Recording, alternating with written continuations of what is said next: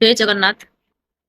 କିଛି ଜଣ ଭଦ୍ର ମହିଳା ଅଛନ୍ତି, କଳିଟା ସେମାନେ ନିଜେ ଉତ୍ପନ୍ନ କରିବେ, କିନ୍ତୁ ସବୁ ବଡ ବୟୋଜ୍ୟେଷ୍ଠ ଲୋକଙ୍କର ନାଁ ଧରିକି ଆରମ୍ଭ କରିବେ ଝଗଡା। କଣ ଝଗଡା? ଆଚ୍ଛା କହିଲ, କଳି ଝଗଡାରେ ଯଦି ତମର ରାଗ ଶାନ୍ତ ହଉନି, ନାଁ ଧରିକି ଝଗଡା କଲେ କଣ ଶାନ୍ତ ହେଇଯାଏ?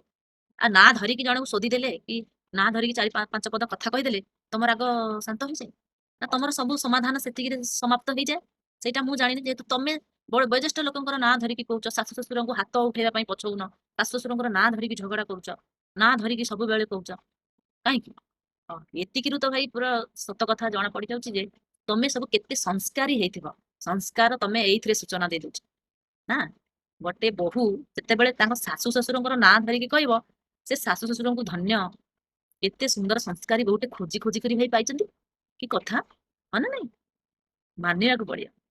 ଏତେ ସଂସ୍କାରୀ ଘରର ବୋହୂ ଆଣିଛନ୍ତି, ସଂସ୍କାରୀ ଘରର ମାନେ ଦେବୀଟେ ପାଇଛନ୍ତି ଭାଇ, ଦେବୀ ପାଇଛନ୍ତି। ବୋହୂ ନୁହେଁ ତ, ସେ ଗୋଟେ ଦେବୀ।